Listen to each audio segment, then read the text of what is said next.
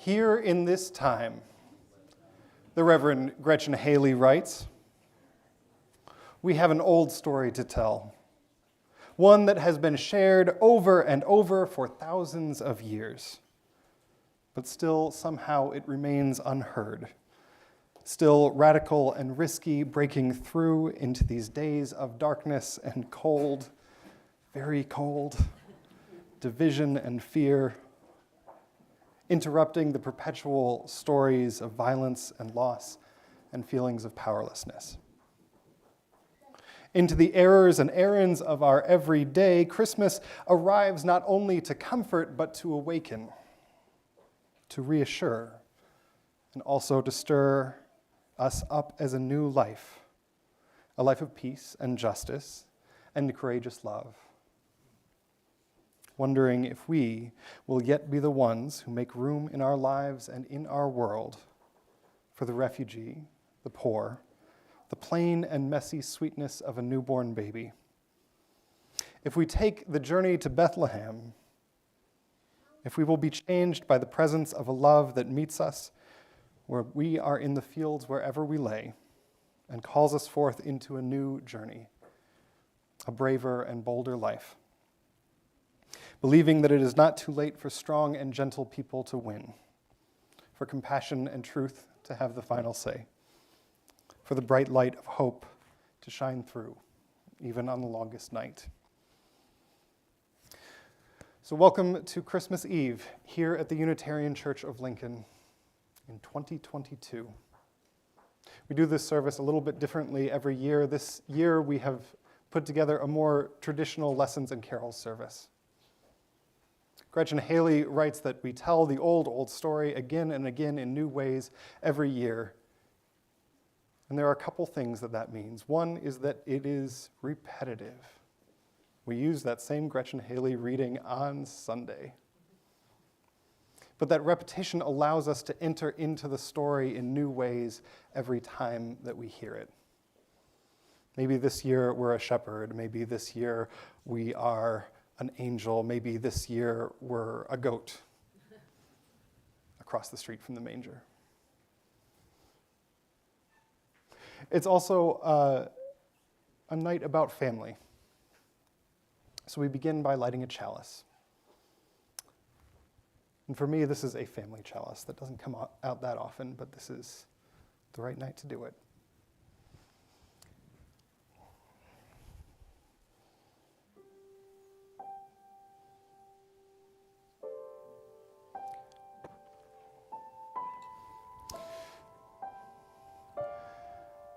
Our first carol is the first Noel. So if you would rise in body or in spirit. The words are all going to be projected tonight because we're drawing from a couple different hymnals. We'll follow Jack's cue as we begin.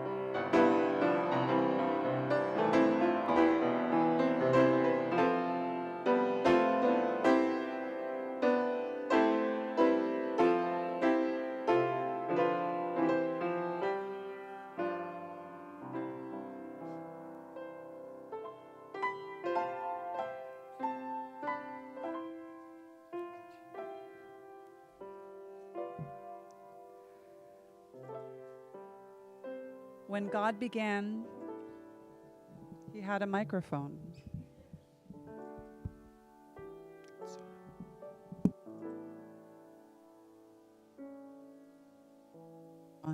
I can switch. Oh, there we go. Thanks.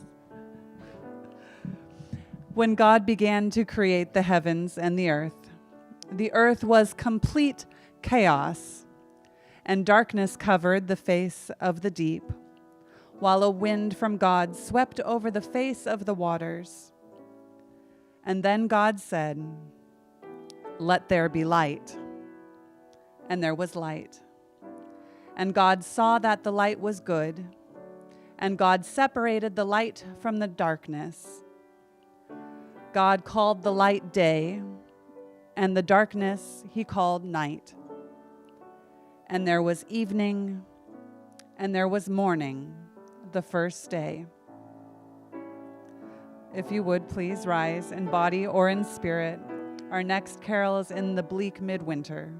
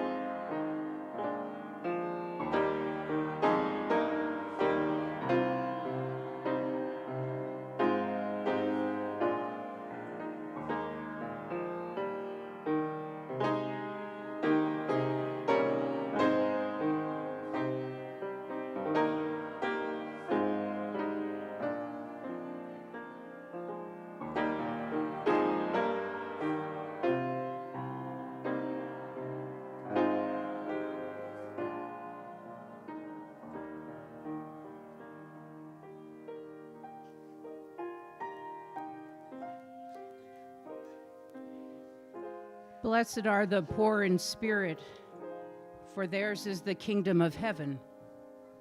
Blessed are those who mourn, for they will be comforted. Blessed are the meek, for they will inherit the earth. Blessed are those who hunger and thirst for righteousness, for they will be filled. Blessed are the merciful, for they will receive mercy. Blessed are the pure of heart, for they will see God. Blessed are the peacemakers, for they will be called children of God. And blessed are those who are persecuted for the sake of righteousness, for theirs is the kingdom of heaven. So if you'll rise again in heart or spirit for our next carol, It Came Upon a Midnight Clear.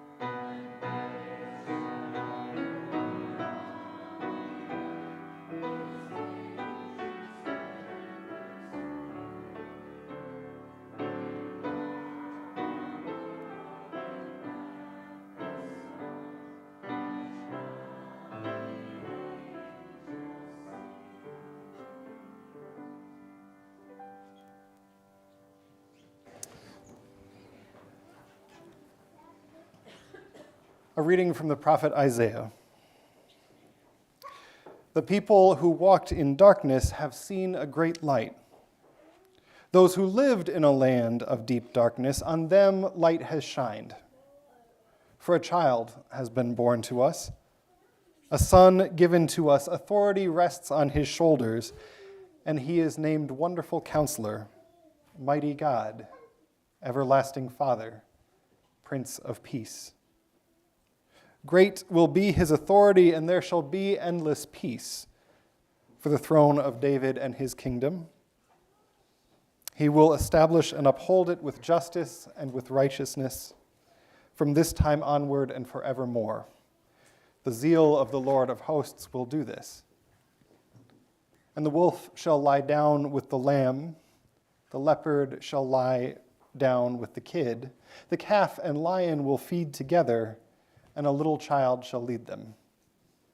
The cow and bear shall graze, their young shall lie down together, and the lion shall eat straw like the ox.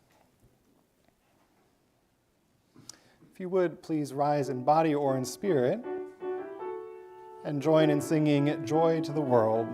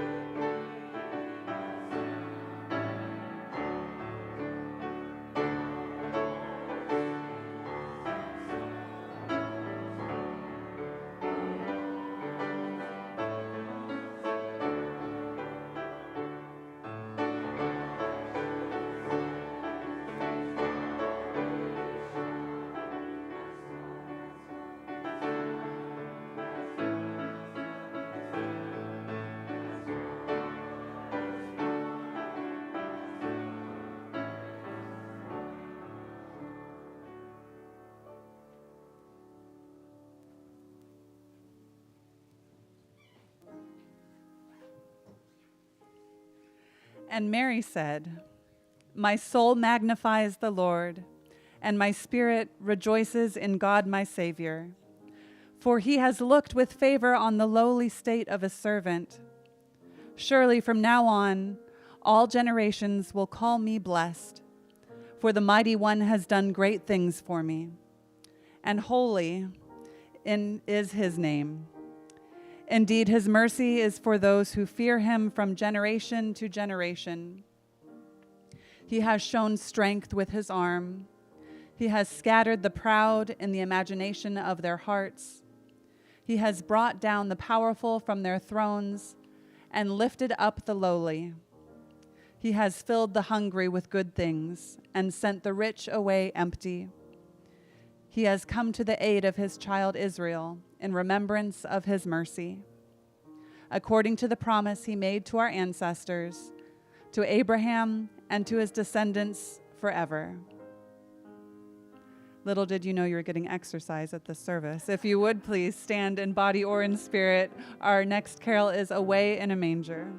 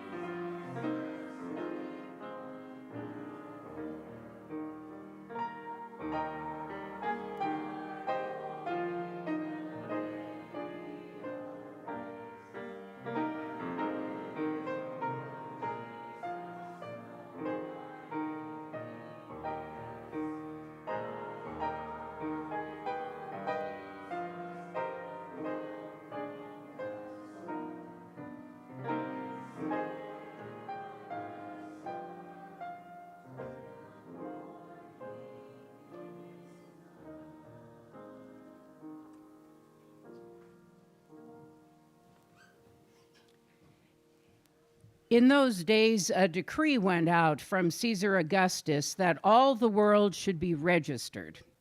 This was the first registration and was taken while Quirinius was governor of Syria. All went to their own towns to be registered. Joseph also went from the town of Nazareth in Galilee to Judea, to the city of David called Bethlehem, because he was descended from the house and family of David. He went to be registered with Mary, to whom he was engaged and who was expecting a child. While they were there, the time came for her to deliver her child, and she gave birth to her firstborn son and wrapped him in bands of cloth and laid him in a manger because there was no place in the guest room.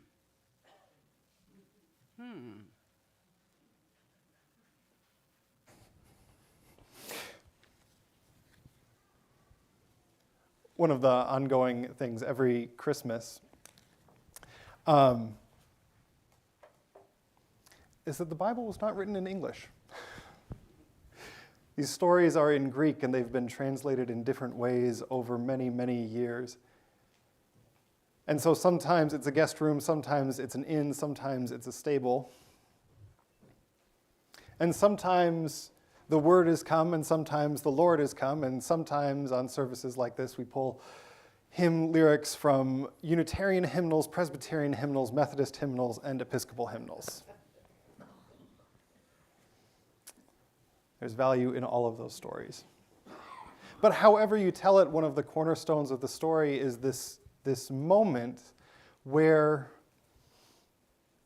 this young couple, tradition is that Mary is a teenager. Joseph, who is older, is probably not that much older,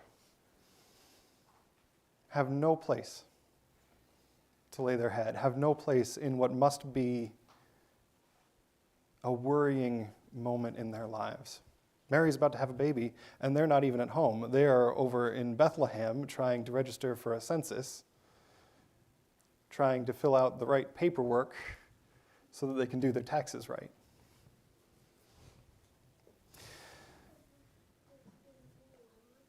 Each year when we do this service, we take up a collection.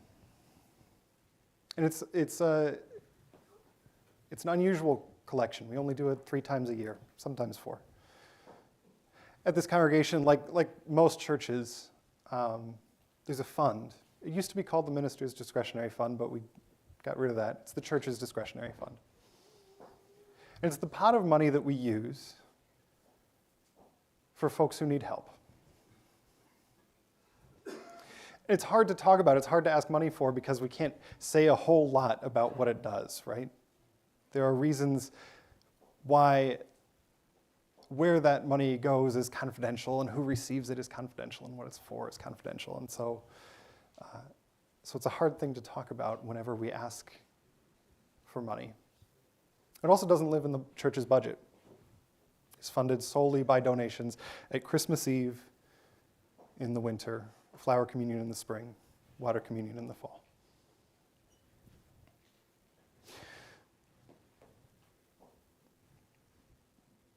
So here's what I can say.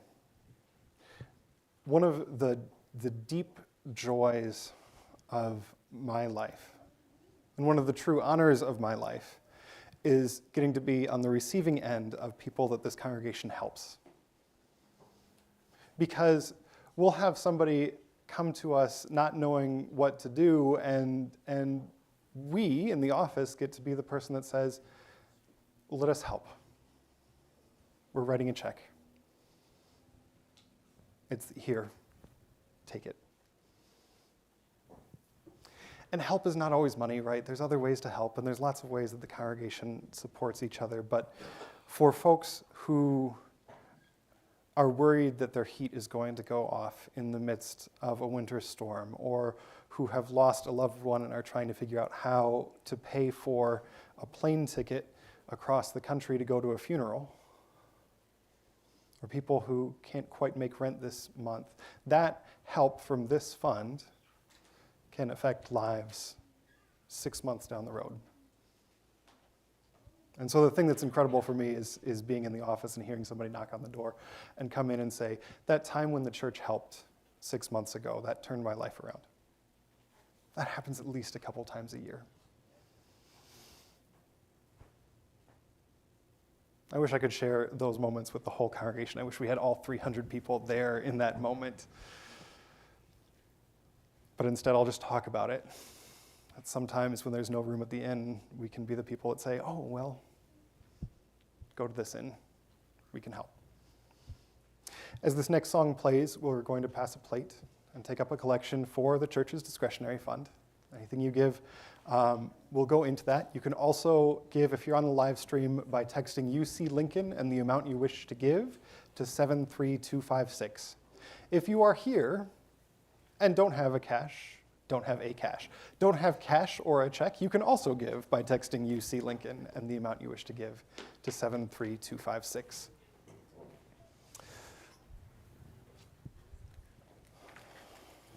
The next carol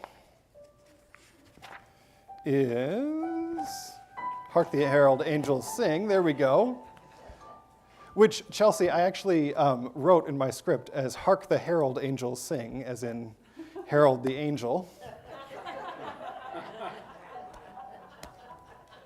Anyway, Jack will play this through once or twice, and then once we've finished passing the plate, we'll sing it together.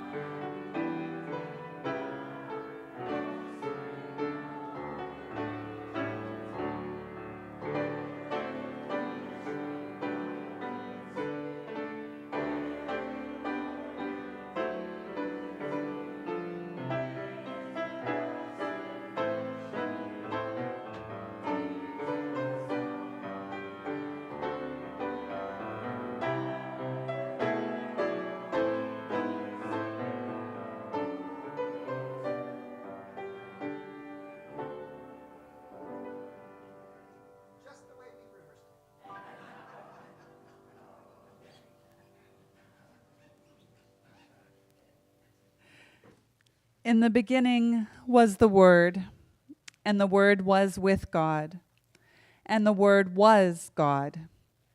He was in the beginning with God. All things came into being through him, and without him not one thing came into being. What has come into being in him was life, and the life was the light of all people. The light shines in the darkness, and the darkness did not overtake it.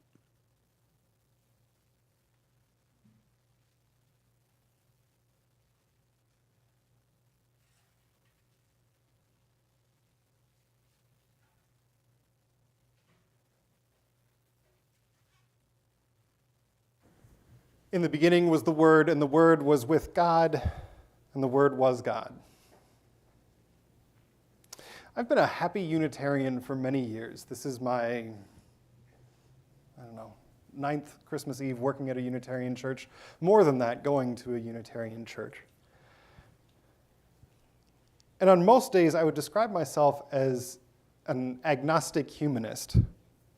I think the sum of what we know about God is far outweighed by all the things that we don't know. In the absence of assurance, one way or another, then the ethical imperatives to live a good life, try to make life better for each other, and leave the world better than we found it. You don't need an overly complicated Christology for that. And for probably 355 days a year, that suffices for me. Certainly for about 50 sermons a year, it suffices for me. But the other 10 days or so, probably 7 of them fall in late December every year. A time when I happily slip the bonds of a Unitarian skeptical of mysticism generally, or the Trinity specifically, and fall into this story of God present in a barn in an unimportant province of the Roman Empire.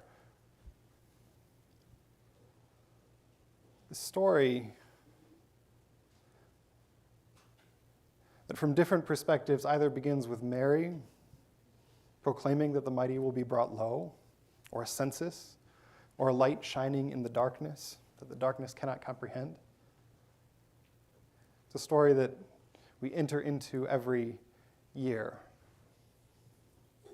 We're doing it differently this time. We started with Genesis and straight through Isaiah and the Magnificat, which is the thing that Mary proclaims as soon as she's found out she's pregnant. She says, God has done wonderful things, and he will bring down the proud, and the hungry shall eat. It's a complicated story. It's not a story that's easily understood. It's a story that inspires song after song after song after song, and we sing them every year. But the mystery of it is always there.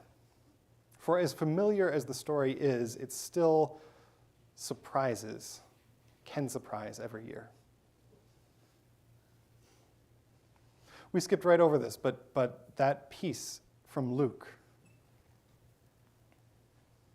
or before the story even starts in most tellings of it, where Mary says, "My soul magnifies the Lord, and my spirit rejoices in God my Savior.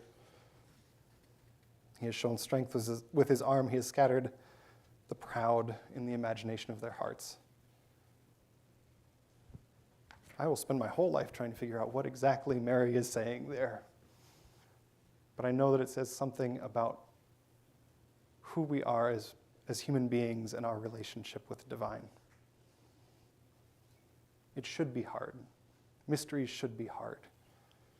And no holiday goes on for 2,000 years without having a mystery at the heart of it. There's a story about Godfrey Dykeman, who was a Benedictine professor and a liturgical reformer in the 20th century. This is a story told by his colleague Vance Morgan that goes like this. At St. John's University, an abbey in Collegeville, Minnesota, Benedictine priest Gottfried Deichmann was a rock star. And when I was a resident scholar at an ecumenical institute at St. John's in the spring of 2009, I heard many, many Gottfried Deichmann stories. His wit as well as his temper were legendary. Many of the stories might have been apocryphal, but I heard this one so often that I suspect it was true. One evening, while eating with colleagues and students in the student dining room, Deichmann got involved in a spirited conversation about the heart of Christian theology and life. He startled those at his table as well as those within earshot by slamming his hand on the table and shouting, "It's not the resurrection, God damn it. It's the incarnation." As students, stunned into silence, slowly slipped away, he added quietly, "But we don't believe it. We don't believe that we are invited to become the very life of God."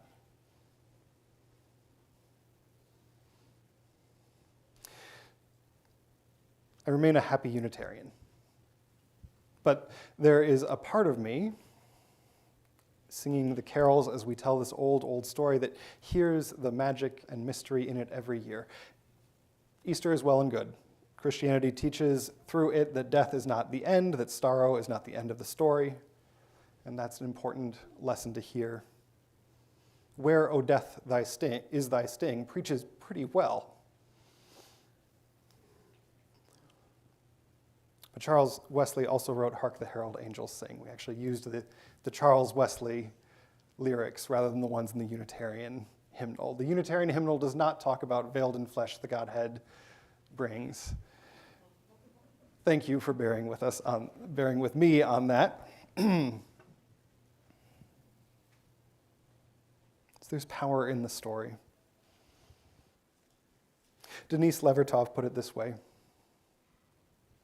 "The incarnation is when we face for a moment the worst our kind can do and shudder to know the taint in our own selves, that awe cracks the mind's shell and enters to hear, not to a flower, not to a dolphin, to no innocent form, but to this creature vainly sure that itself and no other is godlike.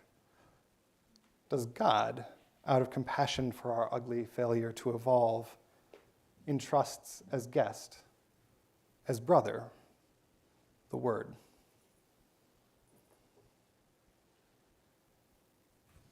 So if God is present there in a barn surrounded by two young parents and frightened farmhands and the mess and anxiety and stuff of human life,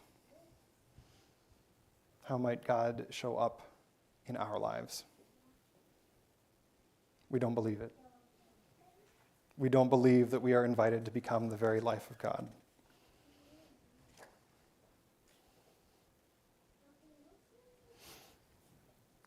That story from Vance Morgan ends, incarnation means to put skin on. It's the etymology of the word. That God's response to human need, hope, sorrow, desire, pain, joy, suffering, is to wrap up the divine in flesh.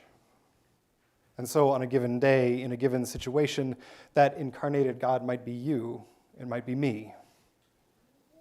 This is how the divine chooses to show up in the world. Because it's much more possible to relate to someone with skin on than to a mathematical formula or a logical construct. God, he says, is not a Rubik's Cube. God is a person with skin on. So Unitarians, by and large, are good at Rubik's Cubes. But that's not where we're going to end tonight. Because if there's magic tonight, it's not the magic of an abstract idea, it's the magic of the particular, the manger, the child, the place, the time. That is at once an old, old story and a story that invites us in anew each year. Back to Bethlehem then for one more reading. The Gospel of Luke puts it, now in that same region, back up. We're doing this out of order.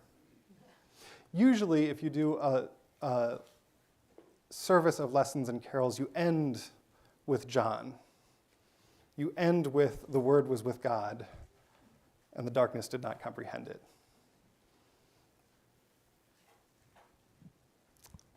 It takes it out of the particular. It makes it a Rubik's Cube. So we're ending in Bethlehem instead. Now in that same region, there were shepherds living in the fields, keeping watch over their flock by night. Then an angel of the Lord stood before them, and the glory of the Lord shone around them, and they were terrified. But the angel said to them, "Be not afraid. For see, I am bringing you good news of great joy for all people. To you is born this day in the city of David a Savior, who is Messiah. This will be a sign for you. You will find a child wrapped in bands of cloth and laying in a manger." And suddenly there was with the angel a multitude of the heavenly host, praising God and saying, "Glory to God in the highest heaven, and on earth peace among those he favors." Our next hymn is "O Come All Ye Faithful."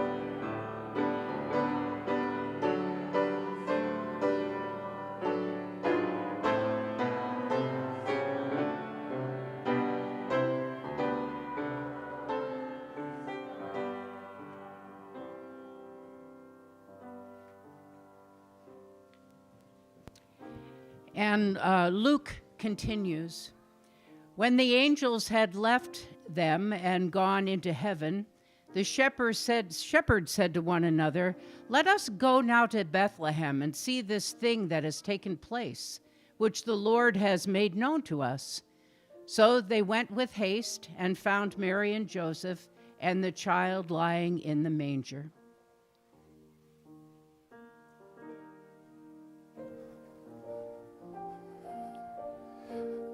So this is the point in the service every year where there is a note in the script that says, "Oscar, instructions on not burning the church down." Every year we step out of the old story to do some very practical pieces of advice, because no amount of grace from the divine can take candle wax out of these chairs. So, as you came in, you got a candle. Hold up your candles. All right. So what we're going to do is light these. We're going to pass the light down each row. And once it's through the whole of the church, we'll sing Silent Night together. But here's the important part. The person lighting the candle is the person who moves their candle. If your candle is being lit, hold your candle still. So, with no rehearsal whatsoever, we're going to try and demonstrate this with my assistant. All right, so here's the thing. Ailish, you are going to hold your candle still, okay? I'm going to light it, and you're not going to move yours. Think you can do that? Other way around? I've done it backwards, haven't I? We would have burned the church down. Okay. Now I'm backwards. Okay, yes. The person whose candle is lit, do not move your candle.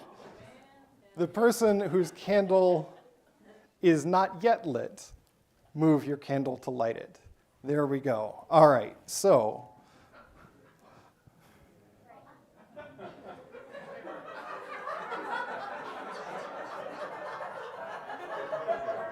Thank you, Harry. All right, Ailish, come over here. All right, so I'm going to hold my candle still, and you light your candle here. Okay, now can you walk back to mommy carefully? All right. So we'll pass this around.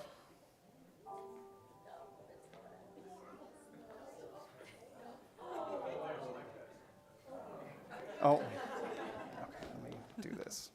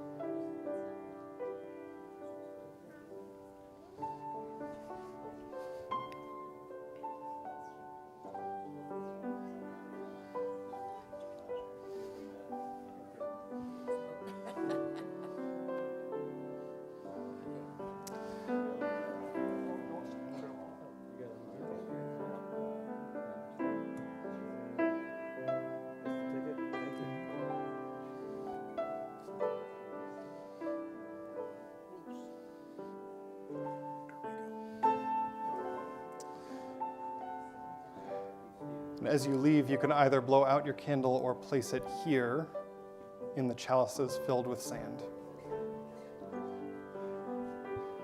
But let's sing together, if you would rise in body or in spirit.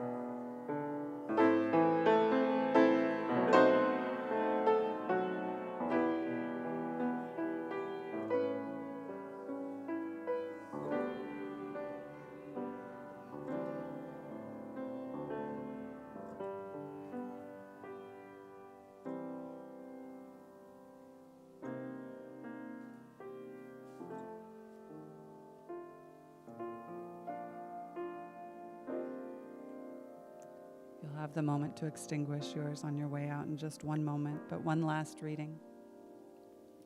This is The Moment of Magic by Victoria Safford. Thank you. Now is the moment of magic, when the whole round earth turns again toward the sun. And here is a blessing. The days will be longer and brighter now, even before the winter settles in to chill us. Now is the moment of magic, when people beaten down and broken with nothing left but misery and candles and their own clear voices kindle tiny lights and whisper secret music. And here is a blessing. The dark universe is suddenly illuminated by the lights of the menorah, suddenly ablaze with the lights of the kinara, and the whole world is glad and loud with winter singing. Now is the moment of magic, when an eastern star beckons the ignorant toward an unknown goal. And here's a blessing. They find nothing in the end but an ordinary baby, born at midnight, born in poverty, and the baby's cry, like bells ringing, makes people wonder as they wander through their lives what human love might really look like, sound like, feel like. Now is the moment of magic. And here's a blessing. We already possess all the gifts we need. We've already received our presents, ears to hear music, eyes to behold lights, hands to build true peace on earth, and to hold one another tight in love. Go in peace. Go in peace.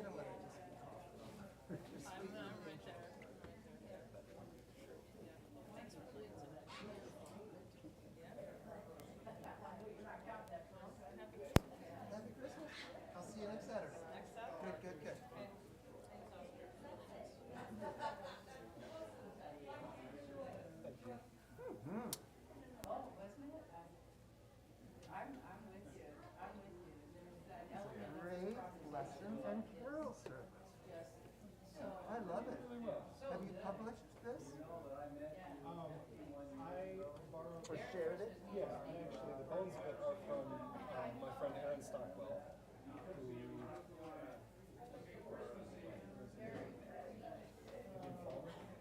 in Massachusetts now, but he was in Lawrence, Kansas. Yeah, so he put together a sequence of scripture. Yeah, I like the order. Yeah, but Come All You Faithful is always, what you start with. Yeah. Yeah. Yeah, and then Or, often. Yeah. yeah, and then I switched John.